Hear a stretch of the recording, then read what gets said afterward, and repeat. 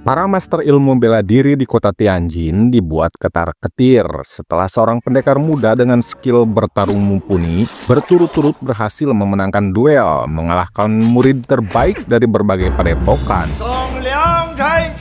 Cara-cara kotor dan pengkhianatan pun dilakukan demi menyelamatkan reputasi mereka yang terancam dipermalukan, memaksa sang master Wing Chun turun tangan untuk membalas dendam kematian muridnya. Bersama saya Drikbil Turunan Mandala, inilah rangkuman alur cerita filmnya.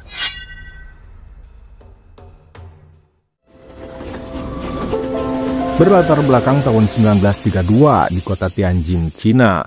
Cerita berawal ketika seorang pria parubaya yang sebut saja bernama Uchen baru saja tiba di Tianjin. Menyaksikan 5 orang punggawa yang menyambutnya berhasil dikalahkan Uchen dalam hitungan detik, membuat master padepokan yang sebut saja bernama Ijeng begitu terpukau dengan ilmu bela diri Wing Chun yang baru pertama kali ia saksikan. Maka tanpa diminta pun Ijeng menawari Uchen untuk menyebarkan ilmunya, membuka padepokan baru di Tianjin. Perbincangan mereka berlanjut dan semakin serius karena menurut Ijeng, kungfu yang asli harus diturunkan kepada generasi penerus agar tidak punah begitu saja. Meski sedikit janggal karena Ijeng sendiri sudah 30 tahun menjadi kepala seni bela diri Tianjin, namun dia mengaku tidak punya keberanian untuk mengajarkan kungfu yang asli dengan berbagai alasan aturan yang berlaku di kalangan para master.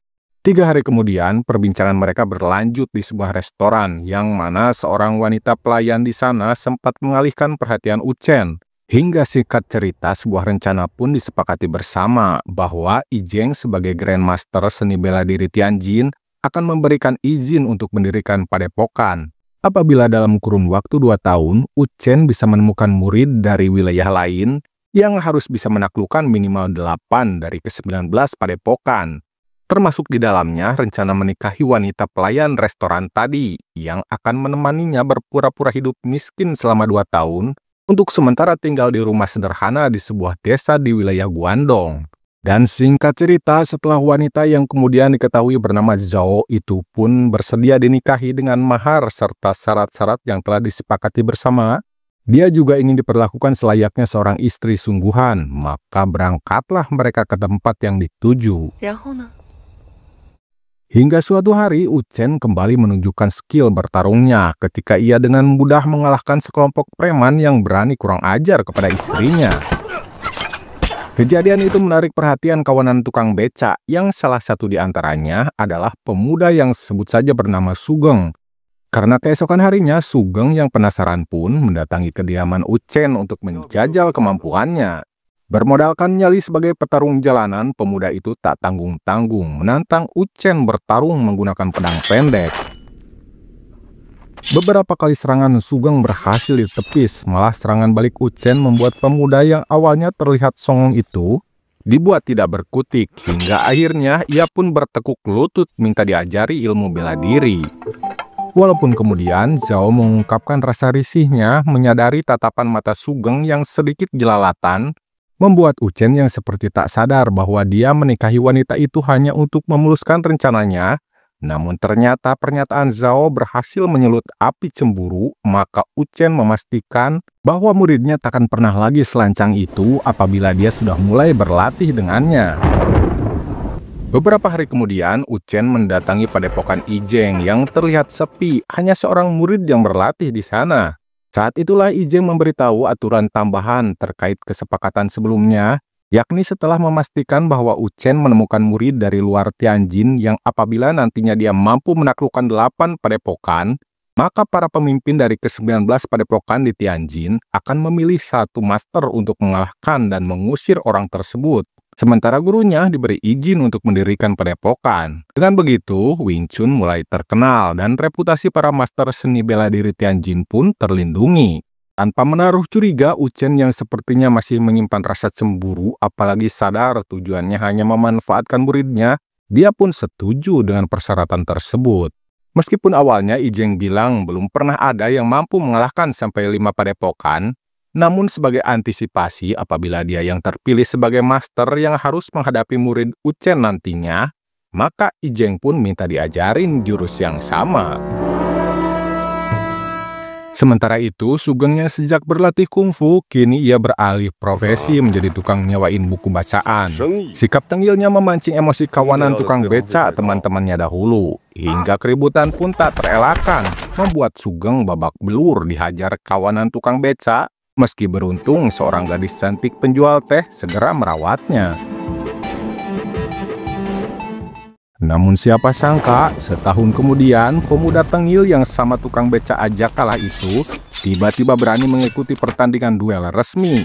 Gerakannya kini menjadi lincah terarah, serangannya berfokus kepada titik lemah musuhnya. Dan tanpa bisa diganggu-gugat lagi, di duel pertamanya dia berhasil menang telak, membuat para master dari padepokan lain terpukau, bahkan dengan senang hati mentraktirnya minum bersama. Pemuda itu tiba-tiba saja jadi selebritis dadakan di kalangan para master. Meski sikap tengilnya belum juga hilang dan berlagak jual mahal, namun dia tahu harus membawa mereka kemana. Sementara itu, Uchen yang sedang jalan-jalan bersama istrinya membelikannya binatang peliharaan. Namun dia tak tahu bahwa Zhao takut sama anak anjing, membuat dia lari ketakutan. Dan saat itulah tiba-tiba saja seorang jambret cilik berhasil mencuri dompet Zhao yang kemudian lari kepada bosnya. Wanita itu pun sontak mengejarnya dan kini ia terkepung oleh para penjahat. Namun mereka tak tahu apa akibatnya apabila macam-macam dengan istri dari seorang master Wing Chun yang tentu saja takkan tinggal diam karena kemudian satu persatu penjahat itu mulai dikalahkan dengan begitu santainya. Dan ketika sampai di rumah, mereka baru mengetahui bahwa Sugeng berhasil meraih kemenangan pertamanya.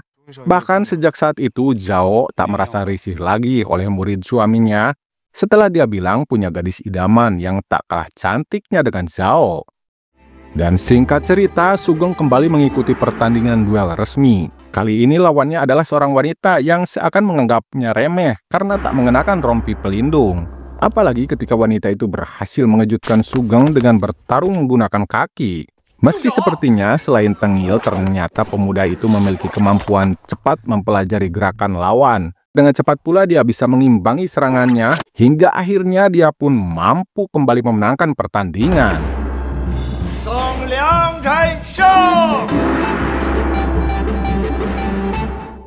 Sejak saat itu Sugeng semakin giat berlatih, apalagi setelah Uchen bilang bahwa dia adalah murid yang pantas menjadi generasi penerusnya. Namun sejago apapun Sugeng, ternyata dia tak ada apa-apanya ketika gadis teh tiba-tiba saja datang sambil marah-marah, meminta Sugeng untuk tidak lagi bertarung karena takut dia celaka. Dengan demikian, selain berhasil memenangkan pertandingan, Sugeng juga berhasil memenangkan hati si gadis, yang membuat pemuda itu rela meskipun dia ditampar dan ditendang oleh pujaan hatinya. Namun keesokan harinya, sejumlah pria dipimpin oleh seorang wanita yang kemudian akan diketahui bernama Madame Zhou mendatangi kediaman Uchen. Ternyata kedatangan dia ingin memastikan bahwa pemuda berprestasi luar biasa yang sampai saat itu berhasil mengalahkan 7 padepokan adalah benar muridnya Uchen.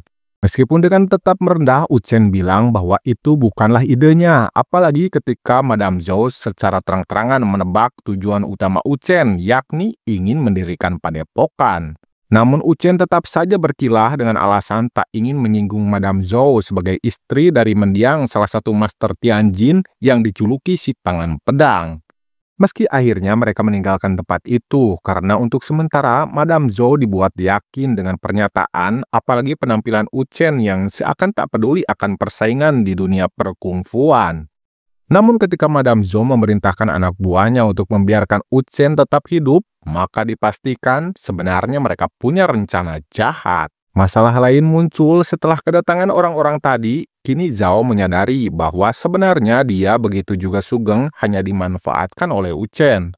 Meski pria itu menjelaskan bahwa dia hanya mengikuti aturan demi berdirinya sebuah padepokan, namun apabila Zhao keberatan, maka wanita itu dipersilahkan pergi dengan syarat tak membocorkan rahasianya kepada Sugeng. Hingga akhirnya Zhao pun berpisah dengan suaminya kembali ke Tianjin untuk kembali bekerja di restoran sebelumnya. Sebenarnya pada suatu malam Zhao sempat menemui Sugeng di tempat latihannya, memperingatkan dia agar berhati-hati, dan wanita itu menyarankan agar lebih baik Sugeng melarikan diri.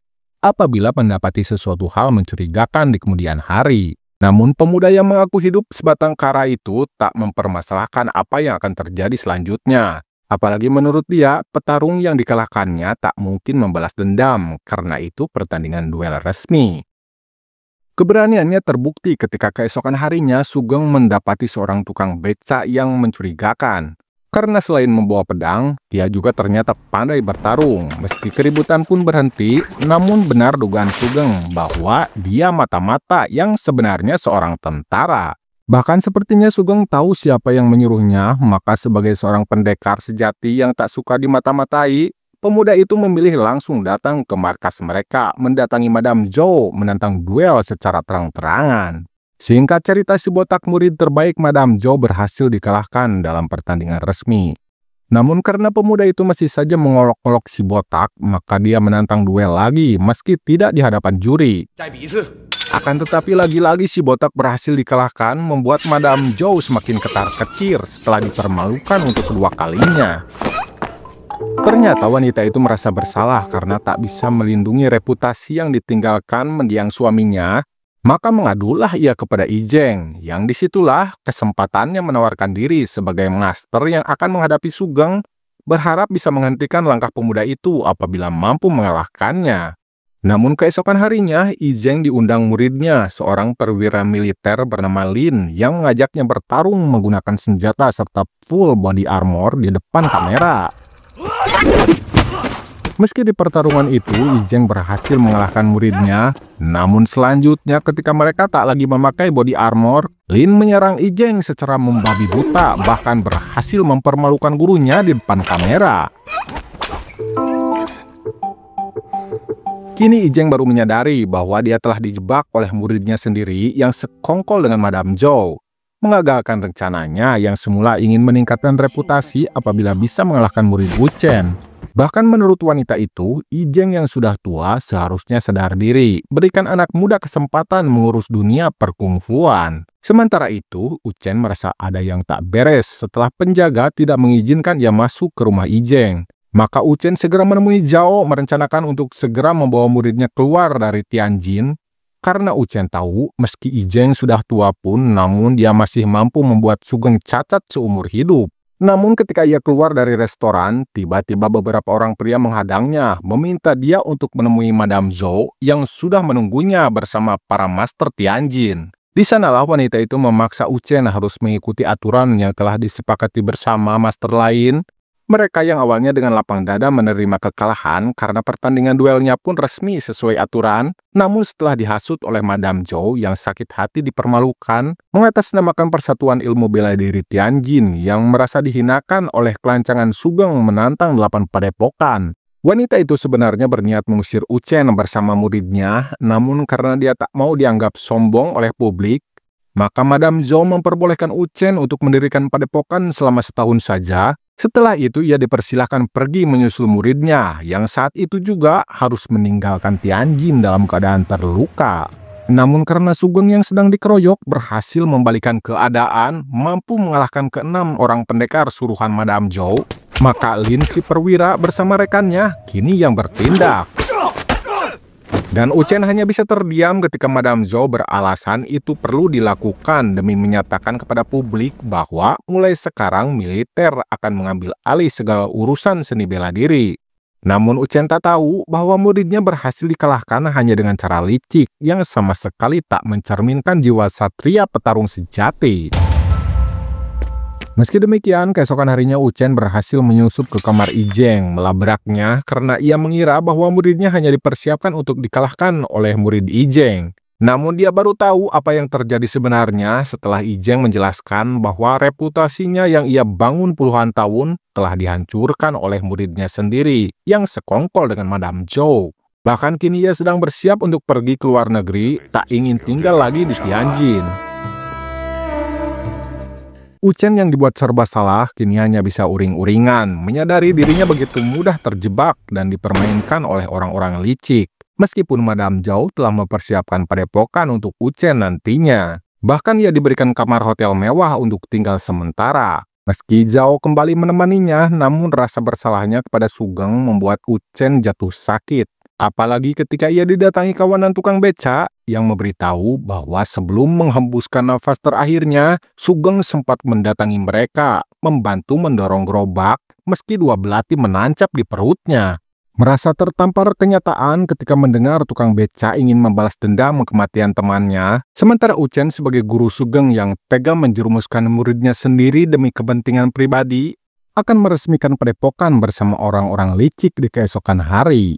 Maka Uchen pun mulai menyusun rencana. Semua tabungannya ia serahkan kepada Zhao yang keesokan harinya disuruh menunggu di stasiun kereta. Apabila Uchen selamat, rencananya mereka akan pergi bersama meninggalkan Tianjin. Namun keesokan harinya ketika Uchen sedang menunggu jemputan, dia mampir dulu untuk minum teh dan di sanalah dia bertemu gadis penjual teh yang menunjukkan buku yang terkena noda darah muridnya ketika tempo hari ia dikeroyok orang suruhan Madame Zhou. Apalagi ketika acara peresmian telah dimulai, dia ikut menyaksikan film ketika Yi Zheng dikalahkan muridnya sendiri, dipertontonkan di depan publik. Juga para master padepokan yang sontak saja membuat hadirin emosi. Begitupun dengan Uchen yang kini dengan terang-terangan menantang duel si perwira Lin yang tanpa basa-basi lagi menyerangnya saat itu juga. Meski berhasil ditahan Madame Zhou, namun serangannya berhasil melukai wanita licik itu. Sementara Madame Zhou dibawa anak buahnya untuk diobati, sedangkan film lain diputarkan untuk mengulur waktu, mengalihkan perhatian. Karena ketika pria itu lengah, maka giliran anak buah Madame Zhou yang bertindak seperti biasa main licik keroyokan. Namun di tengah kerumunan, seseorang menyelinap memberikan pedang kepada Uchen yang ketika si perwira licik sedang sibuk membacot. Saat itulah Uchen berhasil melancarkan serangan kilat yang membuat berbah itu meregang nyawa seketika. Alih-alih kecewa kawan sekongkolnya dihabisi, Madame Zhou malah berterima kasih kepada Uchen. Karena menurutnya secara tidak langsung dia telah mengakhiri kekuasaan militer di dunia perkungfuan.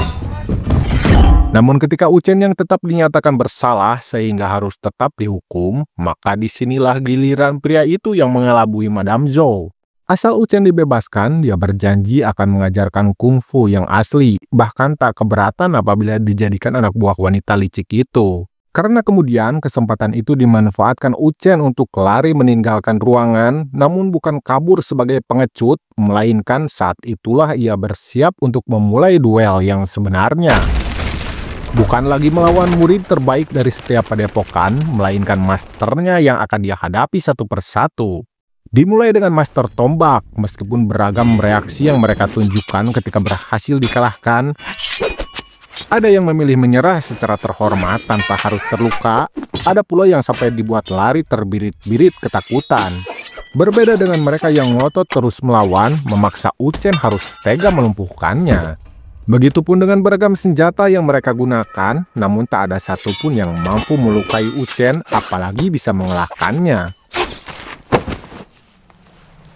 Lain halnya ketika seorang master yang meski datang ke sana harus diantar naik sepeda karena sepertinya tak bisa berjalan, namun ternyata keahliannya tidak bisa dianggap enteng. Terbukti dengan senjatanya yang aneh, dia mampu melukai Uchen meskipun tentu saja akhirnya dia harus mengakui kehebatan sang master Wing Chun. Bahkan dia memberikan senjatanya untuk digunakan Uchen menyelesaikan misi selanjutnya, yakni menghadapi keempat master pedang utara. Yang meski mereka menggunakan pedang segede gaban pun, justru dengan senjata barunya, Uchen dengan mudah bisa melepaskan pedang dari genggaman tangan musuhnya. Perpaduan antara kungfu yang Uchen kuasai dengan jenis senjata yang aneh itu memastikan bahwa dialah yang pantas dijuluki sebagai master terakhir. Meski endingnya kurang menggigit karena Madame Zhou si wanita licik tidak dibuat koit, sehingga ceritanya pun dicukupkan sekian dan terima kasih sudah nonton sampai akhir. Saya Adrik Bilo turunan Mandala pamit, permios.